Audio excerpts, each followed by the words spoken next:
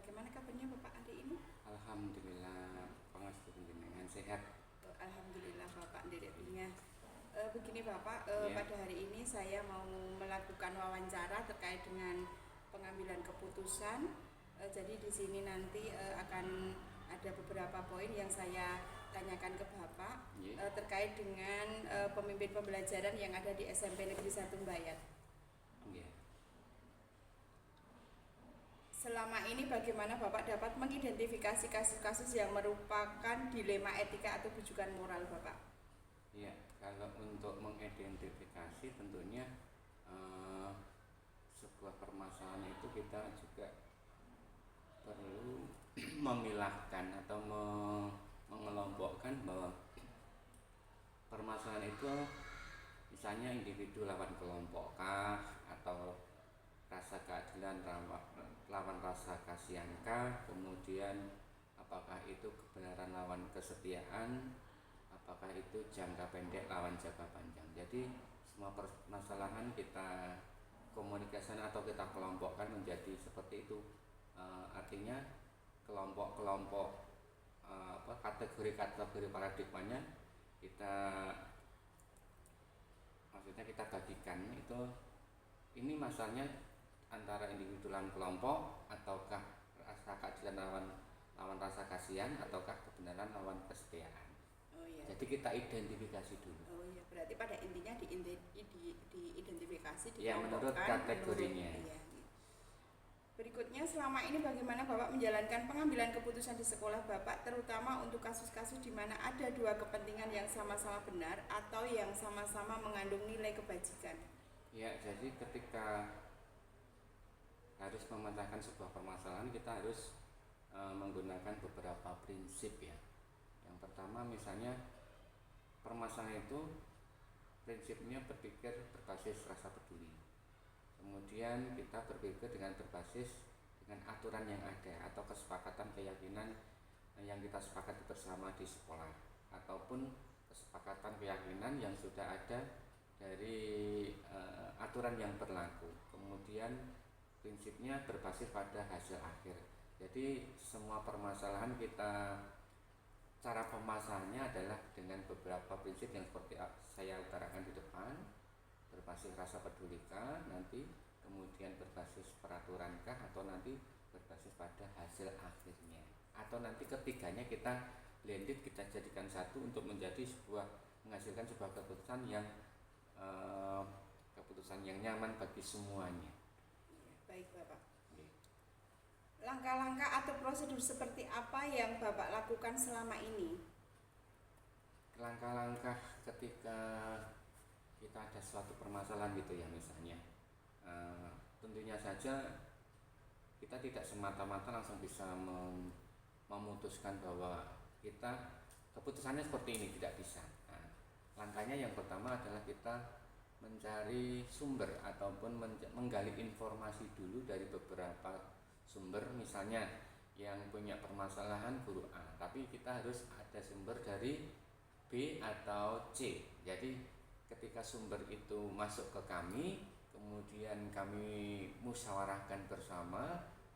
Setelah ada beberapa informasi atau sumber tentang suatu permasalahan, kemudian kita duduk bersama dan kita pecahkan bersama. Artinya bahwa kita harus ada komunikasi dulu. Sebelum komunikasi ada identifikasi permasalahan dulu, mencari beberapa sumber data dari beberapa pihak. Iya, Jadi sekali lagi, untuk memecahkan masalah kita tidak bisa langsung ini yang betul, ini yang salah, tidak bisa. Tapi kita harus mengkomunikasikan dulu, kemudian yang kembali ke awal tadi, mencari data atau informasi, kemudian kita musyawarahkan, kita komunikasikan agar semua permasalahan itu menjadi nyaman demi kebersamaan di keluarga SMP Negeri 1 Mbayat. Baik, berarti pada intinya ini mencari masalah itu ya Pak ya, dari mana dulu, Ya, terus dicari fakta-faktanya fakta dulu seperti faktanya. apa. Baik Bapak.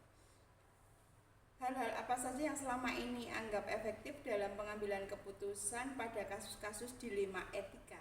Ya, yang jelas seperti tadi yang saya matur ke penjenengan, ketika kita menghadapi dilema etika, tetap kita menggunakan beberapa prinsip ya, dengan rasa peduli, kemudian dengan aturan yang berlaku, prinsip-prinsip itu eh, kita jadikan suatu pedoman untuk memecahkan masalah. Intinya sekali lagi bahwa semua permasalahan, baik itu permasalahan dilema etika yang mungkin benar lawan benar ya, kita tidak bisa mengkategorikan yang benar ini dan artinya kita harus mempunyai prinsip prioritas ya, mana yang harus walaupun benar sama benar tapi diprioritaskan mana yang lebih benar, dan ketika prioritas itu sudah disepakati, kesepakatan itu nanti tidak merugikan siapapun, semua menjadi legowo. Kemudian ketika sudah legowo kita lakukan demi kebersamaan di SMA Negeri 1 Bayar. Ya, baik Bapak. Hal-hal apa saja yang selama ini merupakan tantangan dalam pengambilan keputusan pada kasus-kasus dilema etika? Ya, yang jelas kalau kita menghadapi permasalahan benar lawan benar ya. Jadi misalnya ini dilakukan juga benar sih, saya juga melakukan juga benar. Tapi sekali lagi tantangannya bagaimana kita bisa memprioritaskan mana yang lebih benar dari benar dan benar. Nah, jadi ketika ada prioritas itu kemudian disampaikan bahwa ini tuh sebenarnya seperti ini, kemudian kita prioritaskan menjadi sebuah keputusan yang akhirnya nanti bisa diterima di semuanya. Ya, baik Bapak. Apakah Bapak memiliki sebuah jadwal tertentu dalam sebuah penyelesaian kasus dilema etika? Apakah Bapak langsung menyelesaikan di tempat atau memiliki sebuah jadwal untuk menyelesaikan, bentuknya berupa prosedur seperti apa yang Bapak jalankan? Mungkin Ya, 1 minggu atau langsung ditindaklanjuti atau bagaimana Bapak? Ya, yang jelas ketika kita mengambil sebuah keputusan tentang dilema etika ya, tentunya saja kita lagi kembali ke depan, tidak bisa langsung mengecas keputusannya seperti ini. Nah, ini bisa dibuat sebuah pengambilan keputusan, tentunya ada lini masa kegiatannya. Misalnya kita ada jadwal 1 minggu ya untuk menyelesaikan masalah ini.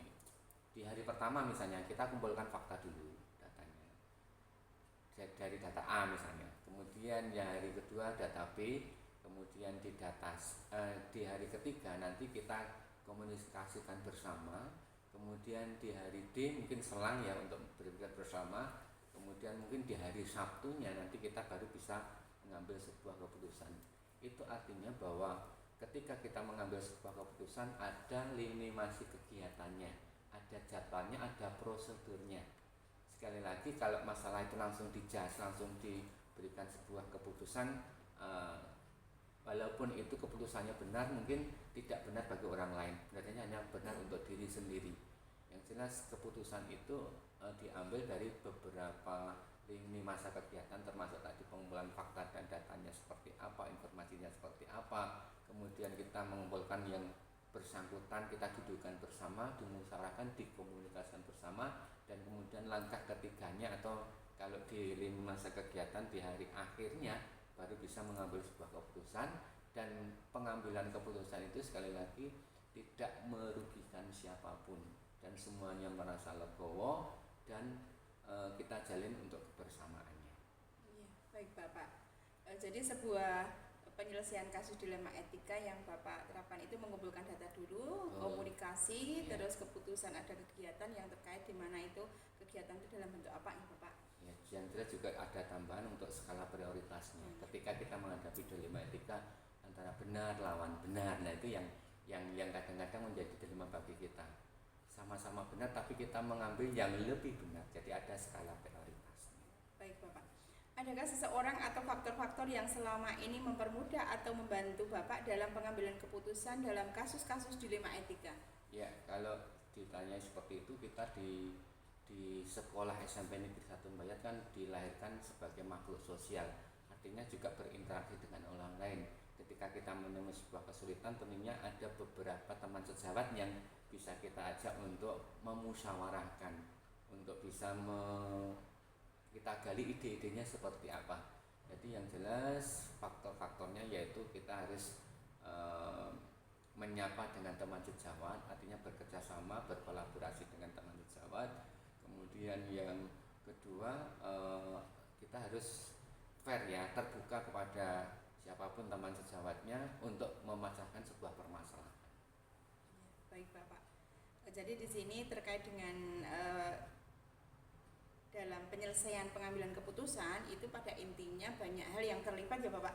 Jadi di sini rekan sejawat, terus nanti mungkin ada orang tua juga gitu ya. Baik Bapak. Setelah ini kan kalau teman sejawat kan mungkin ke kasus-kasus antara Bapak Ibu guru teman sejawat kita ya.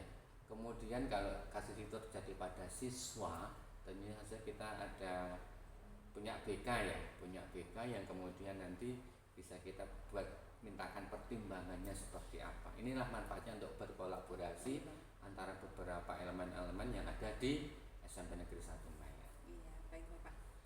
Dari semua hal yang telah disampaikan, pembelajaran yang dapat Bapak petik dari pengalaman Bapak mengambil keputusan dilema etika. Iya. Pengalamannya yang bisa kami petik ketika kita menghadapi permasalahan benar lawan benar tadi, kita harus memprioritaskan mana yang lebih benar. Itu yang pertama, ada prioritas. Kemudian yang kedua, itu pengalaman yang bisa kita ambil ketika kita menghadapi sebuah masalah dilema etika, kita harus memanusiakan manusia. Nah, artinya kita menghormati kepada siapapun, ya, tidak memandang bahwa itu di bawah kita, tetap kita hormati. Apalagi yang lebih di atas kita, artinya mungkin yang umurnya jauh lebih tua, kemudian ada yang lebih muda, yang semuanya harus kita hormati. Namanya memanusiakan manusia. Jadi kesemuanya kita rangkul bersama, kita rangkul bersama untuk memecahkan sebuah permasalahan, kembali lagi untuk mencari well-being semuanya, mencari kenyamanan semuanya.